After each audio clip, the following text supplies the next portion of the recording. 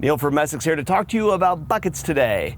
When you're shopping for a tractor, you often have options for buckets. You can usually choose from a standard bucket, a light material bucket, and on some models, a heavy-duty bucket that may or may not include a cutting edge.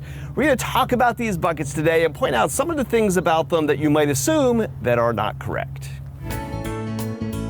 Essex, a helping hand with your land. So first, we're going to start here with the heaviest bucket, and for us this is actually the least common bucket as well. This is a heavy-duty round-back bucket, and what makes this bucket special are two different aspects of its construction. It's the curve here in the back of the bucket and also this pipe that goes across the top. This is going to be a little bit more stout bucket than what some of these standard bucket types are. This pipe is going to have more rigidity across the top of it than what the bent steel does, and the curve here in the back of the bucket helps to keep material from sticking in the back. When you have bends in the back of your bucket, it makes it easier for sticky materials, think mud, dirt, that kind of thing, to stick into the back of that bucket. Another consideration with the heavy-duty bucket is a bolt-on cutting edge. On many of these loader buckets now, they're coming through pre-drilled across the front of this edge here for a cutting edge, a piece of heavy steel here to put on the bottom that, as you're scraping across abrasive surfaces, will take that wear and tear versus the bucket itself. While you could do that, you're going to keep in mind here that those heavy-duty steel edges can be in the $250 to $350 range, and if they weren't ordered smart from the manufacturer on a truckload with the machine, you can also get $100 plus of shipping in order to get it in. So that little wear edge can be surprisingly expensive. If me personally were looking at this, we here at Essex stock tooth bars for these buckets too. Those tooth bars slide over top of this bucket lip here, bolt back into the corners in order to do two things. It stiffens that front lip and gives you that wear surface in the same way because it has effectively one of these bucket wear edges as the basis of that tooth bar. And it also gives you the ripping teeth on that make it easier to tear into a pile of compacted dirt or mulch that's sat for a while. Right? Think of this like a shovel, right? It's like using a fork to dig in instead of a spoon. We here at Essex now stock tooth bars, really well priced ones that are made specifically for Kubota buckets that drop here on the inside. These have to be custom built for bucket sizes because there's very little standardization in the industry across how buckets are built. So if you're considering that, I personally prefer the tooth bar route, which we have a pile of here in stock, versus that bolt-on cutting edge. Now, when I say this is our least common bucket, it is because of the cost. Putting on one of these buckets with a cutting edge will about double the cost of the bucket itself versus a standard or a light material bucket. Now, when I say this is heavy duty, it's heavy duty in this way, but we're going to take our calipers here and we're going to look at the steel that's used on all of these buckets. And when we look at the sidewall here, 6.7 mil is what this is here, and that appears to be the same material that's used all throughout the construction of the bucket, with the exception of the wear edge down here on the bottom. That's a piece of stock wear edge material. So 6.7 mil in the heavy duty bucket. The next bucket is a standard loader bucket, and you're going to notice here this lacks some of the design characteristics of that heavy-duty bucket. Rather than having the pipe across the top, you just have this bent curve here that gives the structure to the top of the bucket.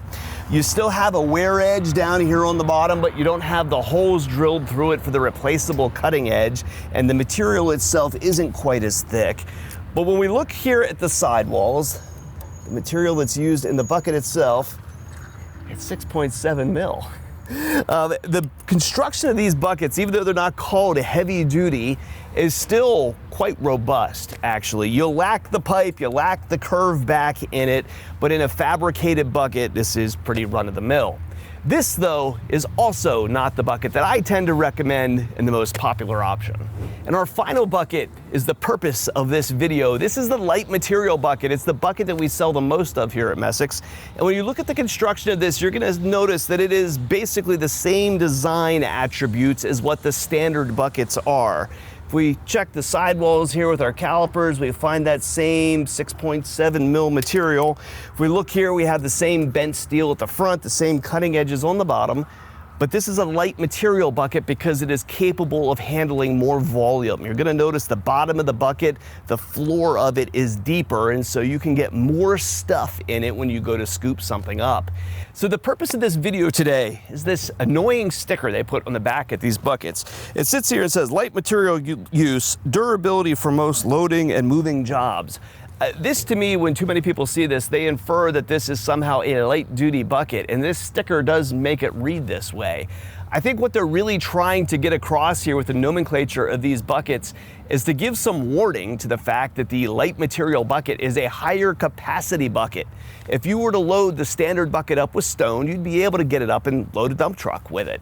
But if you took the light material bucket, because it's higher capacity and more cubic feet of material will fit into it, and you load it up with that same stone, your loader might feel a little anemic and not be able to get up into that dump truck. When we spec tractors here at Messick's, I would personally tend to put on the higher capacity buckets, right? Because if I'm moving things like stone, like mulch and snow, right? Light things, I want the capacity in that bucket in order to be able to heap the thing up and move a lot of stuff around. And I understand if I get too much heavy material in there, maybe I need to dump a little bit of it out in order to kind of keep my loader in spec and be able to manipulate that properly. So you want to keep those things in mind, right? The sticker on the back here doesn't necessarily infer light duty. It just means light materials that should be moved in that bucket if it's full. So you may look at this and just say, give me the big one, right? Give me heavy duty. I'm doing heavy duty work. I need the heavy duty bucket. And that's right for some people, right? If you're going to be doing a lot of stone work and that kind of stuff, it's worth investing in the heavier bucket. But I say investing for a reason. When we look here at the cost of the heavy duty bucket with a cutting edge on the bottom, it is basically double the price of a light material bucket. So in a lot of cases, I usually will encourage people to go to the light material route, get several years of use out of that bucket, and just pick up a new loose one if you happen to manage to wear the thing out for some reason. You may look at these and question why this thing is so expensive. It's partly manufacturing costs, and this is the case when we look at some skid steer buckets and stuff too. It's a lot more laborious in order to build a round back bucket that has these cavities back here in the rear of it. Must be a difference. I would suspect that the bent buckets can probably be entirely built by a robot, where these must take some more time consuming manufacturing practices, because there's a little heavier, there's a little bit more steel in here, but not double the price like what things actually work out to be. Shopping for a piece of equipment that we can help, parts and service needs for a machine you've already got, or you need a bucket for your tractor, we're here to help. Give us a call at Messick's. We're available at 800-222-3373 or online at messick's.com. Being deeper allows you to get more bucket, more bucket in the material. You make words backwards. Okay.